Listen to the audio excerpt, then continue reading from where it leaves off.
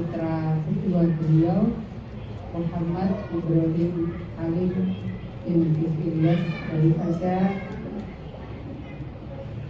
dimunajatkan serangkaian zikir doa untuk Ananda Muhammad Ibrahim Halim. Mudah-mudahan Ananda Allah anugerahkan kesehatan,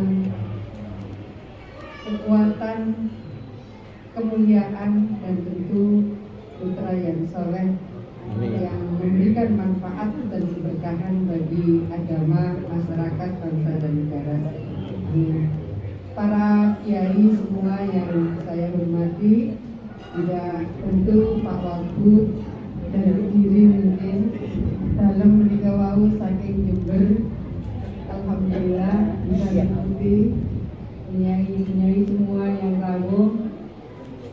Alhamdulillah malam hari ini Allah memberi kesempatan kita bersama-sama kita membaca serangkaian zikir yang tadi dipimpin langsung oleh penyanyi Syekh Asep Saifuddin Alim. Bagi kita semua, pangapunten para kiai, dan ada PR-PR mendasar yang memang harus diingatkan kepada seluruh orang tua. PR-PR itu mungkin kalau bisa diukil dari surah Luqman, ya bunayya la tusyrik billah inna syirka la dzulmun adzim.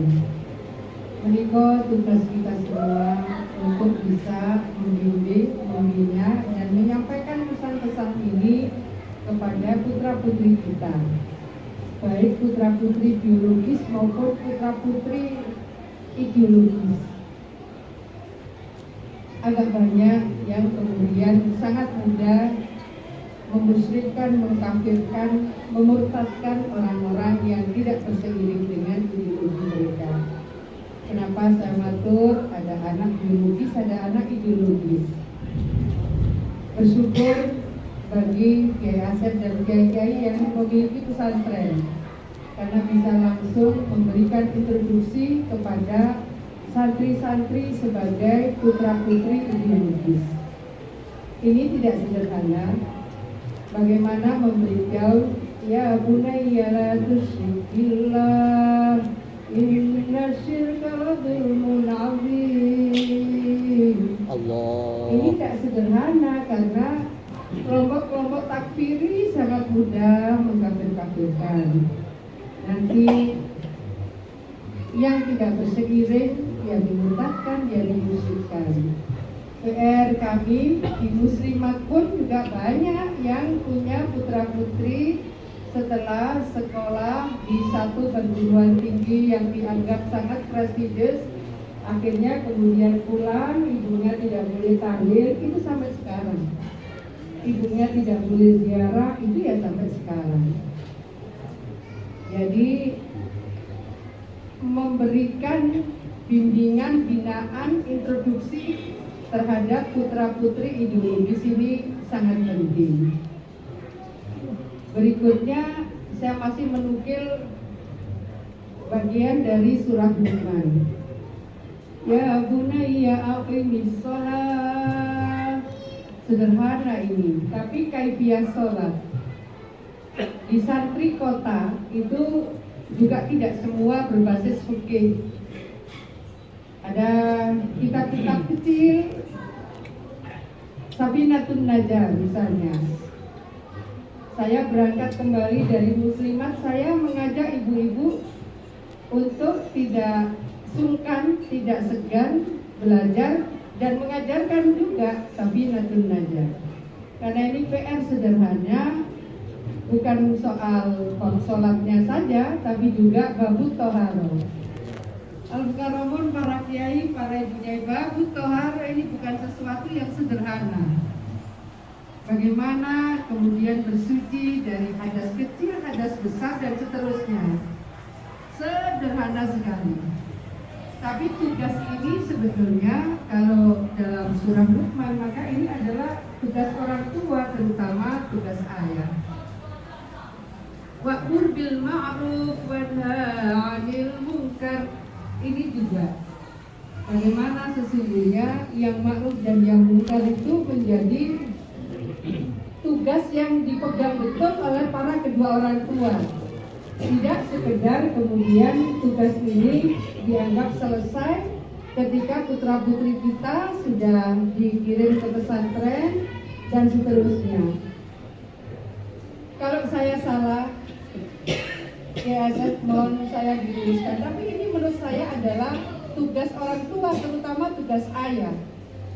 Di dalam surah Luqman bagaimana seorang ayah mengajarkan kepada anaknya, ya bunayya la tusyrik billah, ya bunayya aqimis shalah wa'mur bil ma'ruf wanha 'anil munkar.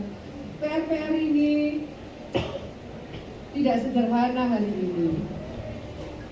Kita baru saja, bahkan sampai hari ini ada PR di mana para pengasuh pesantren mendapatkan ujian yang luar biasa.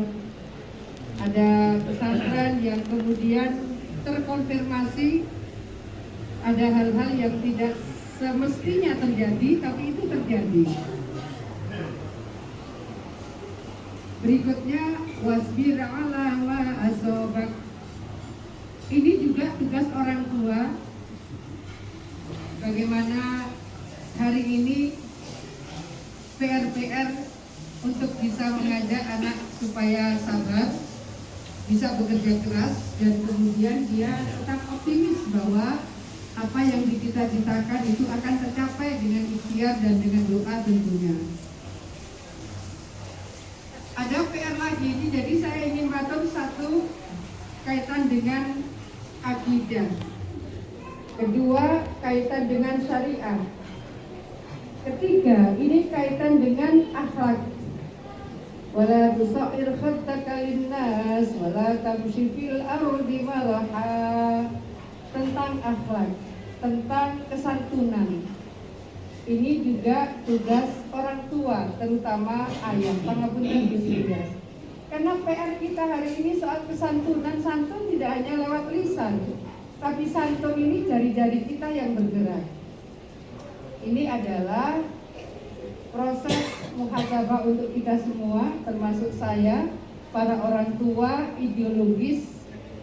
Kalau orang tua biologis terkonfirmasi. Nah, kalau para orang tua ideologis, ini tugas kita memberikan penguatan baik dari sisi akidah, sisi syariah maupun sisi akhlaknya. Berikutnya Al-Mukarram Kiai Asep Bunyai, para kiai-kiai semua, saya dan Pak Emil, Pak Wagub menyampaikan terima kasih. Jadi Kiai di bulan Januari ini mungkin kami matur lebih sebagai tahadus bin ni'mah atas seluruh doa-doa yang terus dimunajatkan, terutama oleh panjenengan Kiai Asep Saifuddin Halim.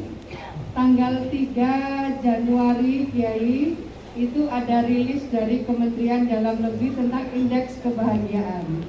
Biasanya paling bahagia itu orang Jogja, tapi indeks kebahagiaan di tahun 2021 yang dirilis tanggal 3 Januari rupanya untuk Jawa dan Bali yang paling bahagia itu Jawa Timur. Kalau dalam musim Covid kok bahagia, berarti ada ala bizikrillah tatma'innul qulub. Berarti ada sisi mereka bekerja keras, kami bekerja keras. Mereka kerja profesional, kami profesional. Kami berdoa, mereka belum tentu berdoa, ya provinsi lain. Ada hal yang juga membahagiakan kami, Kiai Asep, bahwa kira-kira 8 hari yang lalu dirilis oleh BPS bahwa kemiskinan yang turunnya paling banyak seluruh Indonesia adalah Jawa Timur. Jadi kalau ada penurunan kemiskinan secara nasional, maka 30% penurunan kemiskinan ini kontribusinya Jawa Timur. Ada 313.000 yang turun kemiskinannya. Nomor 2 Jawa Barat 190.000, nomor 3 Jawa Tengah 75.000, selanjutnya itu di bawah 100.000. Kemudian kami juga ingin menyampaikan berkat doa para kiai, para kiai, tanggal 31 Desember itu kalau dilihat produksi padi kita. Jadi tahun lalu adalah untuk pertama kali gabah kering giling produksi Jawa Timur pertama kali kita tertinggi se-Indonesia. Biasanya selalu Jawa Tengah. Nah, alhamdulillah tahun ini juga Jawa Timur kembali tertinggi produksi padinya, untuk kedua kalinya sudah mengalahkan Jawa Tengah. Alhamdulillah. Tentu ini kerja keras yang diikuti oleh doa secara istiqomah. Kemudian baru yang tadi kami rilis adalah produksi susu. Produksi susu maupun sapi potong. Jadi kalau populasi sapi potong di Jawa Timur sekarang sudah 4,93 juta. Kedua itu Jawa Tengah 1,8 juta. Jadi kita 4,93 juta.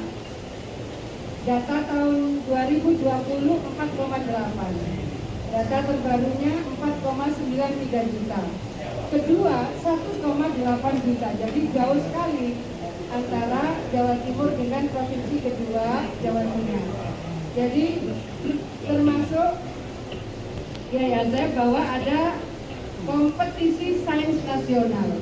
Di dalam kompetisi sains nasional 18 tahun berturut-turut juara umumnya DKI. 2 tahun terakhir berturut-turut juara umumnya Jawa Timur. Jadi kami, saya dan Pak Wagub ini sebetulnya insya Allah sudah melakukan ikhtiar-ikhtiar sebagaimana Nawabakti Satya, 9 program yang kita ingin baktikan untuk memuliakan masyarakat Jawa Timur. Karena di sini ada K. Bokris, K. Asep Pangapunten. Suatu saat Wakil Bupati Sumeneb WA saya, minta bantuan kapal. Saya bilang, ya Pak, tidak usah minta bantuan kapal, sudah ada kapal-kapal baru yang penyeberangannya dari Jangkar ke Sepudi, ke Raas, kemudian ke Sumeneb, ke mana lagi Kanyan. Itu kapal-kapal baru. Saya bilang, insya Allah warga Madura Kepulauan mulia nih, mulia, saya bilang. Kenapa? Karena kapal ini langsung sandar di dermaga, namanya dermaga movable bridge. Jadi kalau ada kapal dia buka, kalau enggak dia nutup. Kemudian kalau mereka tidak bawa mobil, maka dari ujung jalan sampai ke kapal itu tempat jalannya tersendiri, semuanya itu ada kanopi. Warga Madura Kepulauan kalau hujan tidak kehujanan, kalau panas tidak kepanasan. Tapi berangkatnya dari Jangkar. Dari Jangkar Situbondo. Saya ingin menyampaikan para kiai-kiai Madura, Kiai Soleh, Kiai Madura, insya Allah saya dan Pak Wagub ini menyicil bagaimana memuliakan masyarakat Madura, terutama kepulauan. Sebetulnya kita sudah memulai dengan membuat pelabuhan Dungkek. Tapi kemudian nyambungnya ke pulau-pulau itu rupanya tidak bisa secepat ketika kita bangun Dungkek. Kita juga sudah menyiapkan janji kampanye kami dengan Pak Wagub itu adalah kapal apung untuk melayani kesehatan masyarakat kepulauan. Sudah ada 2 kapal apungnya. Jadi insya Allah untuk masyarakat Madura, terutama Madura Kepulauan, insya Allah kita berdua dan semua tim di Pemprov berusaha memuliakan masyarakat Madura. Mohon doanya tetap diistiqomahi Kiai, kami di semua ini, terutama kami Pak Wagub diberi kekuatan doa yang istiqomah, mudah-mudahan bisa menjalankan amanah ini dengan baik, memberikan manfaat barokah. Terima kasih, mohon maaf, Assalamualaikum warahmatullahi wabarakatuh.